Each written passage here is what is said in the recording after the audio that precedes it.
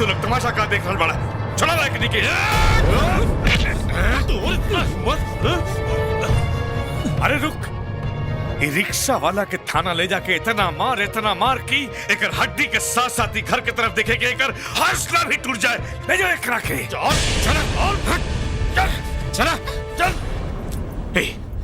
तोर इतना हिम्मत कि ये लोगन के सामने हमारा इज्जत के तमाशा बना दी लो तू।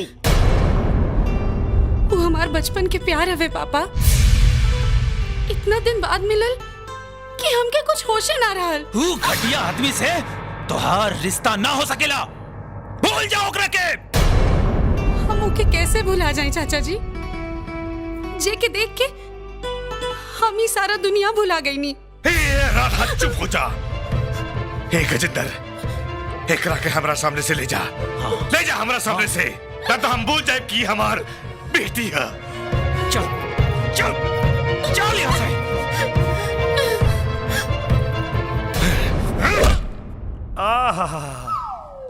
का चुम्मा रहे, तोहरा बहन के चुम्मा मिलला के बाद तो तोहर मार भी उपहार लगा था। अरे सही कहा तानी, तोहरा बहन के जोड़ा पूरा यूपी बिहार में क्यों नहीं के।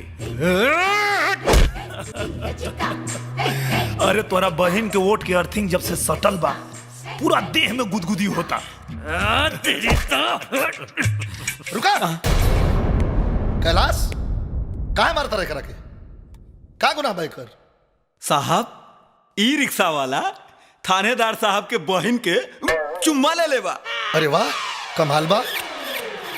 एगो रिक्शा वाला ऊ रहे जे कि विधायक के बहन के चुम्मा ले रहे, और दूसरा रिक्शा वाला ई बा जे थानेदार के बहन के चुम्मा ले लेलस। तुम्हारा चेहरा कुछ पहचानल लगता, का नाम है तुम्हारे बाप का? निरहुआ। निरहुआ? अच्छा, तू निरहुआ का बेटा बड़ा। समझ में आ गई हमरा के तोहार सारा कहानी है। आई चुम्मा लेवे के बीमारी तोहार खानदानी है। अरे सर, ही झूठ बोलता ने, हम इनके बहन के चुम्मा नहीं खिले ले, इनकर बहनी है हमार चुम्मा ले बिया। तब तो मामला बड़ा पेचीदा बा कैलाश, तोरा बहन से पूछताछ करे के पड़ी, उनका के थाना बुलावा। हमरा खानदान के औरत थाना में ना आवेली डीएसपी साहब। अच्छा, तोरा घर के औरत थाने में ना आवेली, आ एगो रिक्शा वाला के चुम्मा ले ली। तोहर बहन थाने में ना आ सकेली, तब पुलिस तोहरा घरे जाई और जाके उनका से पूछताछ करी। होश में रहा डीएसपी, पुलिस के ही मजाल कि हमरा घर में कदम रखे।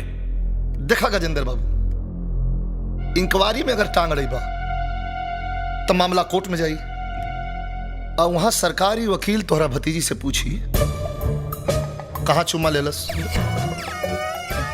कैसे चुम्मा लेलस, कितना चुम्मा लेलस। इससे तोहरा खानदान का अकड़ ढीली हो जाई।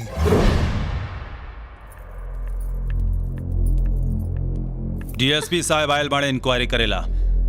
भाभी, एकरा के अच्छा से समझा दा कि ओहनी के सामने अगर अपन जुबान खोलस तो हम एकर गर्दन काट दे। काहे कि एकरा जान से ज्यादा हमनी के अपन आन बान और शान के परवाह करीला, समझ लो। देखा राधा, ये लोग का कहनाम बा कि रिक्शा वाला तोहरा के चुमा ले ले बा, और रिक्शा वाला कह रहा बा कि तू ही अगर चुमा ले ले बाड़ू। का हकीकत बा, साफ साफ बताओ। तोहरा चुप रहला से एगो गरीब रिक्शा वाला फंस जाई, ये लोग एक जेल में डाल के सड़ा दे। साफ साफ बतावा।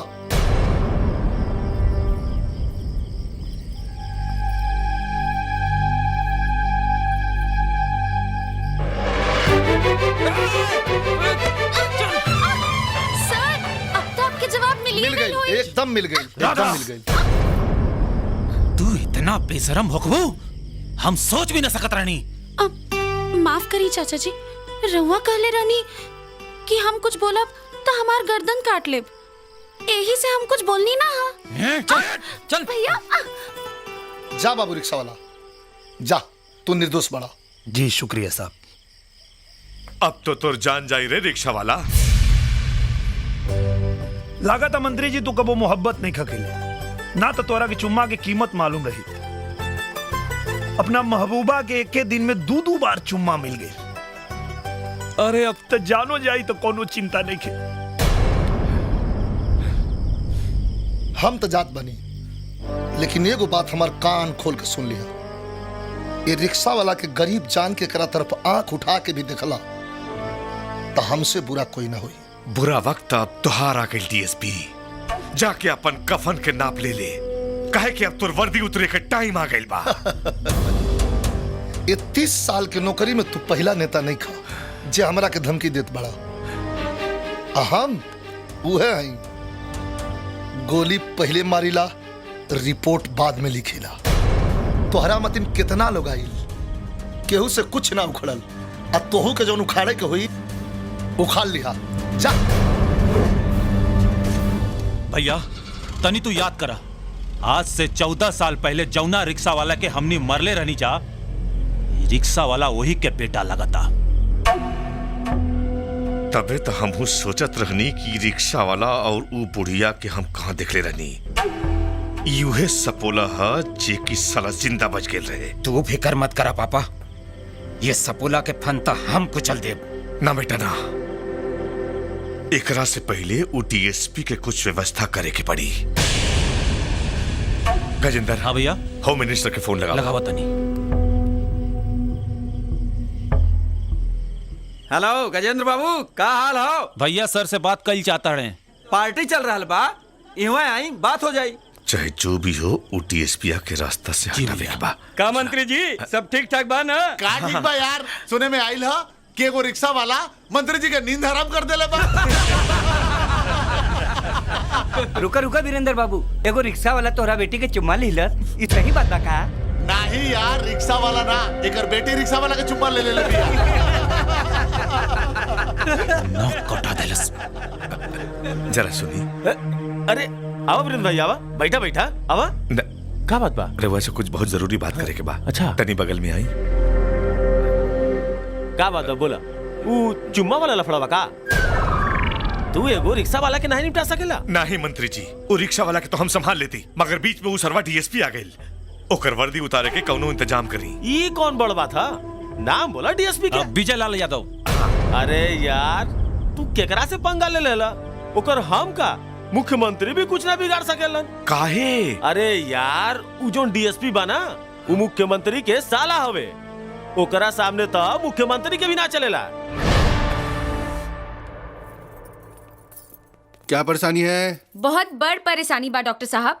इनकर परेशानी की वजह से हमनी दोनों की शादी नहीं होत। अच्छा, गुप्त रोग है? हाँ, गुप्त रोग समझ ली। क्या लक्षण है? इनकरा के जैसे ही टच करी ले इनकट फड़ा हो जाला। क्या मजाक कर रही हो? अरे मजाक ना करता नहीं, अगर विश्वास नहीं के हो तो अभी दिखा देता नहीं। यहाँ दिखाओगी? हाँ, एजे दिखा देता नहीं। नहीं, अंदर चल के दिखाओ, चलो। काहे? एजा दिखावे में का हर्ज बा? अरे इतने मरीज बैठे, तुमको समझ नहीं आता? यहाँ दिखाओगी इनके सामने? ये लोग देख ली तो का हो जाई? अरे बड़ी बेशरम लड़की हो तुम, तुमको समझ में नहीं आती कोई बात? दिखाओ दिखाओ, चलो। इला ये बीमारी बा डॉक्टर साहब, कोनो लड़की के छुएते इनका टिकी खड़ा हो जाला। अरे इस बीमारी का तो हम नाम ही नहीं सुने हैं, और इस बीमारी का इलाज हम तो क्या बाबा रामदेव भी नहीं कर सकते। मेरे को माफ करो, तुम लोग जाओ यहाँ से, इसका इलाज नहीं हो सकता।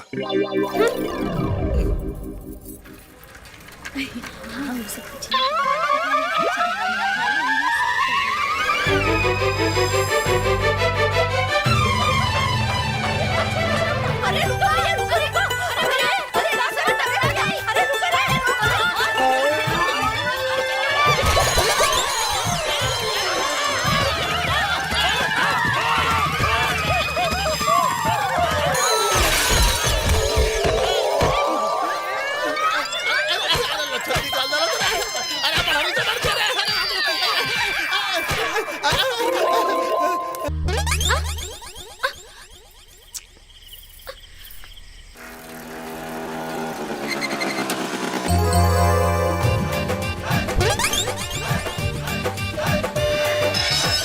बाय भैया। बाय।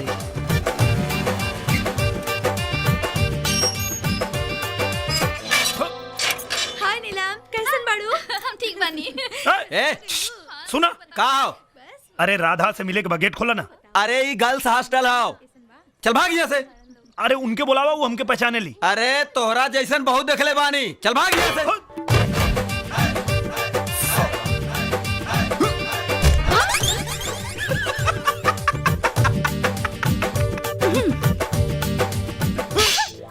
हमके काहे मारो तारू? तू हमरा के पत्थर काहे मारला? हम ना, ई मारला सा।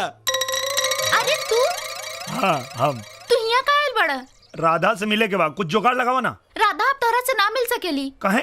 उनकर पढ़ाई लिखाई छोड़ा दियल गेल बा, ऊ घर में कैद बड़ी। अरे तो उनकर नंबर होई ना। हाँ बाना। हाँ क्या हो रहा है वहाँ? ओ एक्चुअली मैम, चलो अपने रूम में। जी मैम।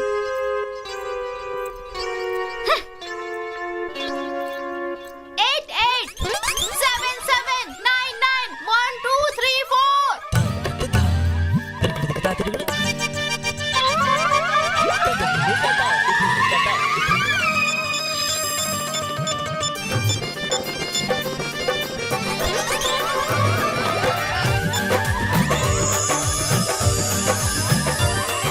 पिक्चर बढ़िया रहल, बहुत ज्यादा मजा आई।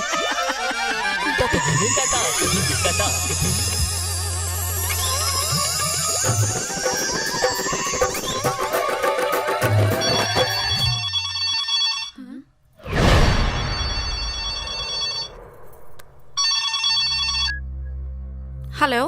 हाँ राधा, हम बोला था नहीं निरहुआ।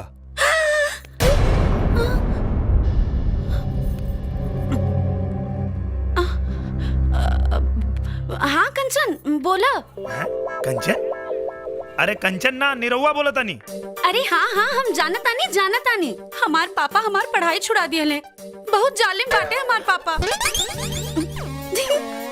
अरे अब का बताई, हमरा माई के भी हम पे तरस नहीं खियावत। दिन भर हमरा पे नजर रखत आरी। हे भगवान, केहू के भी ऐसन माई मत दी।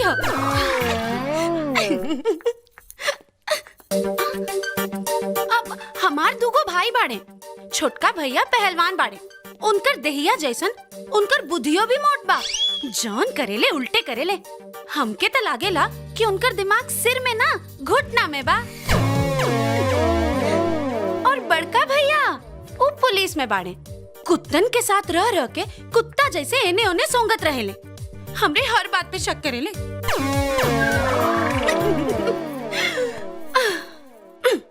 तो के हमार नंबर के देहलस? अरे तोरा एगो सहेली से मिल गई। आदित्य, तू हमरा से कितना प्यार करेला? बस एकरे से अंदाजा लगा ला। बचपन से लेके आज तक बस तोहरे इंतजार करत रही। तो हम ही कहाँ भुला गई नी तोहरा के। बचपन से तहार मूरत अपना मन मंदिर में बैठवले बानी। राधा, लगता हमनी की मोहब्बत बड़ी इम्तिहान ली। हम हर इम्तिहान देब आदित्य। तोहरा खातिर हम पूरा दुनिया से टकरा जाइब।